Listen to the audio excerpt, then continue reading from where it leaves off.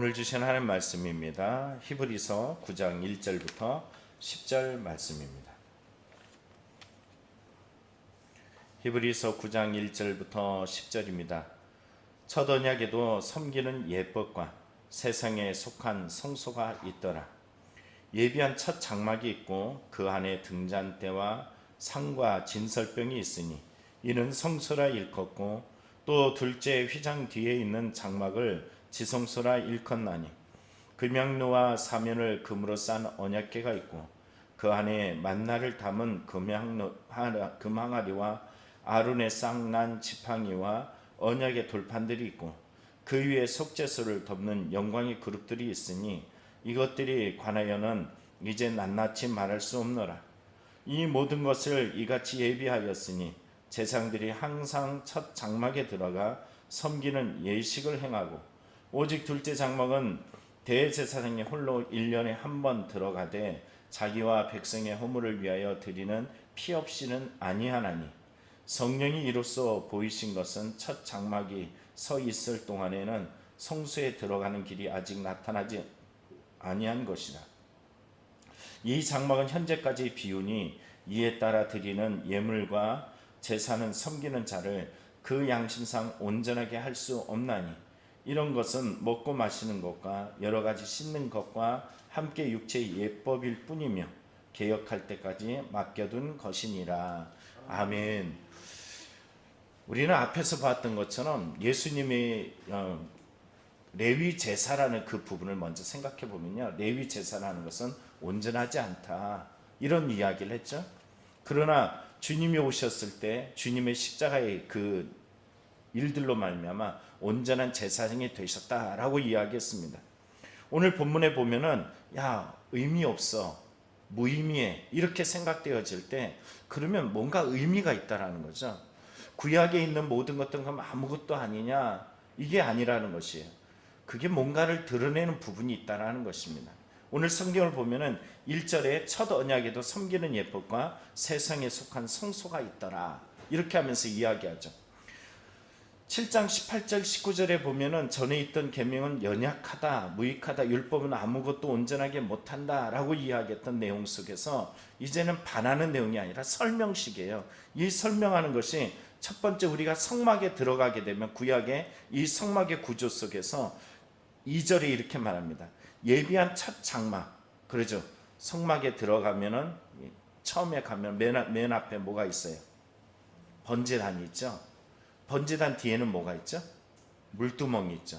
이제 물두멍이 있고 그 다음에 첫 번째 성막이라고 말하는, 오늘 2절에 말하는 첫 장막, 여기가 있습니다. 이 성소라고 이야기했는데 여기 보면 왼쪽으로 등잔대가 있고 오른쪽으로 이 떡상과 진설된 병이 있습니다. 일주일에 한 번씩 이것을 갈아주죠. 그런데 이것을 뭐라 그런다고요? 성소라고 이야기한다는 거예요. 그 다음에 또 안쪽으로 하나가 더 있습니다. 휘장이 가려지고 그 안쪽에 있는 것을 지성소라고 이야기하는데 이 지성소를 이렇게 표현합니다. 4절에 말하죠.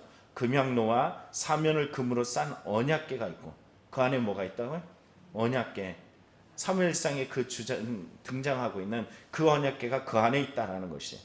근데 그 언약궤 안에 뭐가 있을까? 자, 말합니다. 4절에 그 안에는 만나를 담은 금항아리, 또 뭐가 있냐면 아론의 쌍난 지팡이, 또 뭐가 있을까요? 십계명인 이 언약 돌판이 있습니다. 그런데 여기에 보니까는 또 중요한 것을 하나 더 다루고 있어요.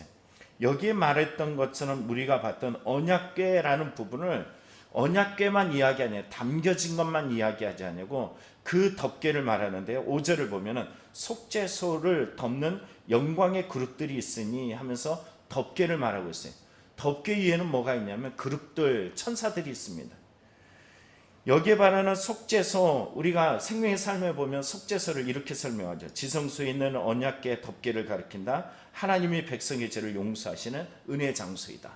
자, 이 덮개를 통해서 하나님께서 하늘에 있는 그 천상의 존재인 천사가 그 그룹들 사이에 임재하고 있음을 보여주고 있어요. 근데 이제 성소와 지성소라는 걸 알았죠. 첫째 들어가면 뭐가 있다고요? 성소. 그 안에 들어가면 뭐가 있어요? 지성소. 그럼 성소는 누가 들어가는 걸까요? 제사장이 아무나 들어가요. 매일같이 오늘 성경에 6절에 말한 것처럼 이 모든 것을 이같이 예비하셨으니 제사장들이 항상 첫 장막에 들어가 섬기는 예식을 행하고 떡을 갈러 들어가기도 하고 불이 꺼졌나 안 꺼졌나 기름을 공급하기 위해서 들어가기도 하고 성소에는 이렇게 들어갑니다. 그런데 지성소라는 것은 아무나 들어가지 못했어요. 매번마다 들어갈 수 있는 곳이 아닙니다. 이것은 아주 특별한 곳이에요. 성경을 7절이 아주 중요한 부분이죠.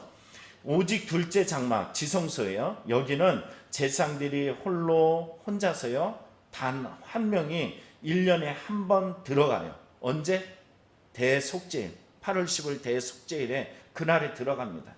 자기와 백성의 허물을 위하여 드리는 피 없이는 아니하나니 뭐를 가지고 들어간다고요?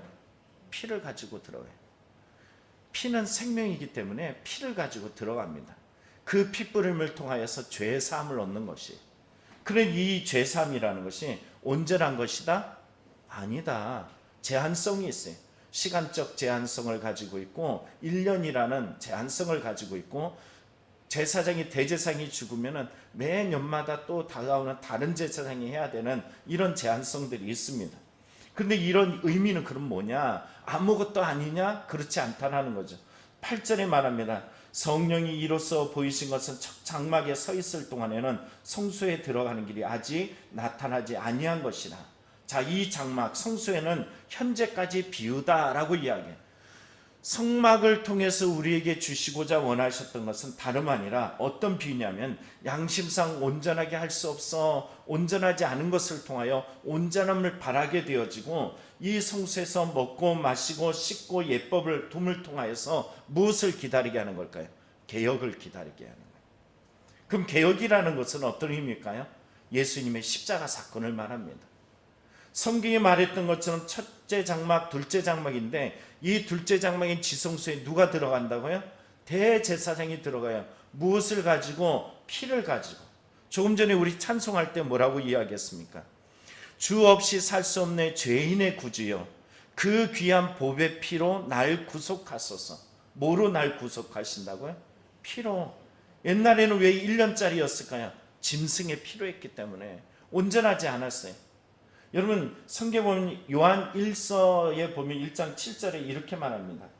그러나 하나님께서 빛 가운데 계신 것 같이 우리가 빛 가운데 살아가면 우리가 서로 사귐을 가지게 되고 하나님의 아들 예수의 피가 우리를 모든 죄에서 깨끗하게 해주십니다. 누가 우리를 깨끗하게 해주신다? 예수의 피가. 그 어느 누구의 피로 되는 것이 아니에요. 단번에 당신의 피를 흘리심을 통하여서 우리의 죄를 사해 주시고 하나님께로 나아가는 보좌를 얻게 되었어요. 기억하십니까? 여러분 성경에 보았던 것처럼 우리가 기억하는 말씀이 있죠. 예수님이 십자가 사건을 통해서 뭐가 찢어졌어요? 휘장이 찢어졌어요.